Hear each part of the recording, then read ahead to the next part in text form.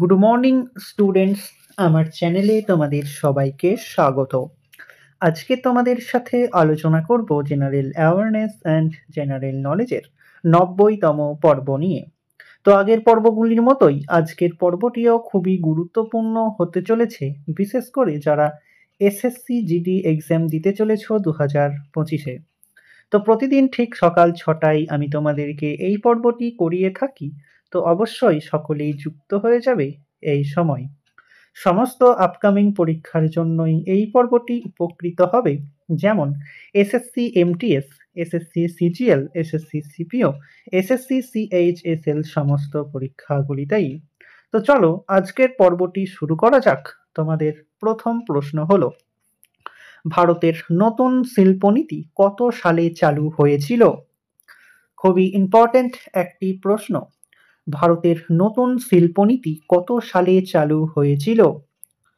সঠিক উত্তর option B, 1991 সালে। ভারতের প্রথম সিমেন্ট কারখানা কোথায় গড়ে উঠেছিল? 5টি স্টার দিয়ে রেখো। ভারতের প্রথম সিমেন্ট কারখানা কোথায় গড়ে উঠেছিল? সঠিক উত্তর অপশন সি, চেন্নাইয়ে। ভারতের প্রথম বস্ত্র বয়ন শিল্প কোথায় গড়ে উঠেছিল? এসএসসি জিডি 2017-তে এই প্রশ্নটি এসেছিল। ভারতের প্রথম বস্ত্র বয়ন শিল্প কোথায় গড়ে উঠেছিল? সঠিক উত্তর অপশন এ, ঘুষুরিতে। কোন বিজ্ঞানী প্রথম প্রমাণ করেন ম্যালেরিয়া রোগের বাহক হলো মশা? কোন বিজ্ঞানী প্রথম প্রমাণ করেন ম্যালেরিয়া রোগের বাহক হলো মশা? সঠিক উত্তর অপশন এ, স্যার রোনাল্ড রস। ভারতের প্রথম সফল কাগজের কল কোথায় গড়ে উঠেছিল? সঠিক উত্তর অপশন ডি, বালিগঞ্জে। পশ্চিমবঙ্গের প্রথম সফল কাগজের কল কোথায় উঠেছিল? তোমরা আমাকে কমেন্টের মাধ্যমে জানাও। কোন বিজ্ঞানী ম্যালেরিয়া রোগের ঔষধ আবিষ্কার করে নোবেল পুরস্কার পেয়েছিলেন? 5টি স্টার দিয়ে রেখো। কোন বিজ্ঞানী ম্যালেরিয়া রোগের ঔষধ আবিষ্কার করে নোবেল পুরস্কার পেয়েছিলেন? সঠিক উত্তর অপশন সি, চার্লস লুইস। কোন বিজ্ঞানী টিবি ভ্যাকসিন আবিষ্কার করেন? কোন বিজ্ঞানী টিবি ভ্যাকসিন আবিষ্কার করেন? সঠিক উত্তর অপশন বি, আলবার্ট কালমেট্টি। স্বাধীন ভারতের ফিল্ডে মিশ্র অর্থনীতির প্রবক্তা কে ছিলেন? 5টি স্টারের জায়গায় তোমরা 10টি স্টার দিয়ে রেখো। স্বাধীন ভারতের ফিল্ডে মিশ্র অর্থনীতির প্রবক্তা কে ছিলেন? সঠিক উত্তর অপশন বি, শ্যামাপ্রসাদ মুখার্জি। সবুজ বিপ্লব কথাটি কে প্রবর্তন করেন? সবুজ বিপ্লব কথাটি কে প্রবর্তন করেন? সঠিক উত্তর অপশন এ, উইলিয়াম এস গ্যাড। কত সালে উইলিয়াম বেন্টিং সতীদাহ প্রথাকে অপরাধ বলে ঘোষণা করে বাতিল করেছিলেন? 5টি স্টার দিয়ে রেখো। কত সালে উইলিয়াম বেন্টিং সতীদাহ প্রথাকে অপরাধ বলে ঘোষণা করে বাতিল করেছিলেন? সঠিক উত্তর অপশন সি, 1829 সালে। নিচের কোনটি বিদ্যুতের সুপরিবাহী নয়? 5টি স্টার দিয়ে রেখো। নিচের কোনটি বিদ্যুতের সুপরিবাহী নয়? সঠিক উত্তর অপশন সি, ব্রোমিন।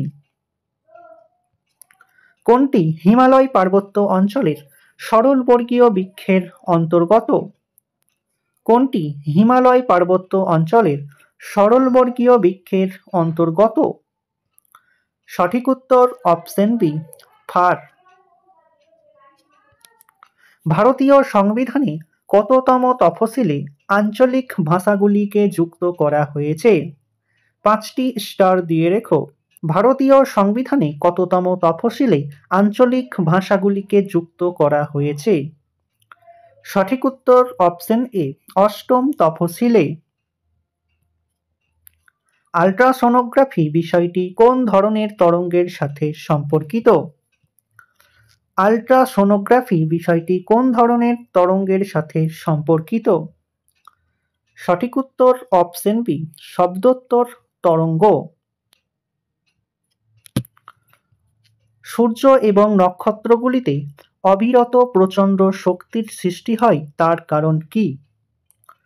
সূর্য এবং নক্ষত্রগুলিতে অবিরত প্রচণ্ড শক্তির সৃষ্টি হয় তার কারণ কি? সঠিক উত্তর অপশন ডি, নিউক্লিয়ার সংযোজন হয়। কাঁচা ফল পাকাতে নিচের কোনটি ব্যবহৃত হয়? কাঁচা ফল পাকাতে নিচের কোনটি ব্যবহৃত হয়? সঠিক উত্তর অপশন এ, ইথিলিন ব্যবহৃত হয়। নিচের কোনটি সংকর ধাতু? নিচের কোনটি সংকর ধাতু? সঠিক উত্তর অপশন সি, ব্রোঞ্জ হল সংকর ধাতু।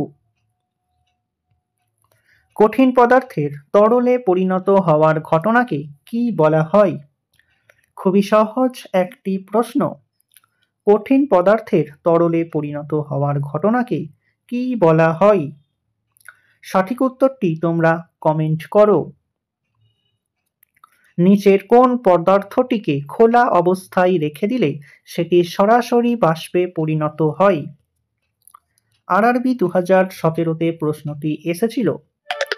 নিচের কোন পদার্থটিকে খোলা অবস্থায় রেখে দিলে সেটি সরাসরি বাষ্পে পরিণত হয়? সঠিক উত্তর অপশন ডি, কর্পূর। নিচের কোন পদ্ধতিতে আলোক শক্তি রাসায়নিক শক্তিতে রূপান্তরিত হয়? 5টি স্টার দিয়ে রেখো। নিচের কোন পদ্ধতিতে আলোক শক্তি রাসায়নিক শক্তিতে রূপান্তরিত হয়? সঠিক উত্তর অপশন বি, সালোক সংশ্লেষ পদ্ধতি। তো স্টুডেন্টস, এই ছিল তোমাদের আজকের ক্লাসটি ভালো লাগলে বন্ধুদের সাথে শেয়ার করো। চ্যানেলে নতুন হয়ে থাকলে চ্যানেলটিকে সাবস্ক্রাইব করে পাশে থাকা বেল আইকন বাটনটি প্রেস করে রেখো ভিডিওর নোটিফিকেশন সবার প্রথমে পেতে। তো দেখা হচ্ছে নেক্সট ক্লাসে। আজ এই পর্যন্তই। সবাই ভালো থেকো, সুস্থ থেকো। জয় হিন্দ, জয় ভারত।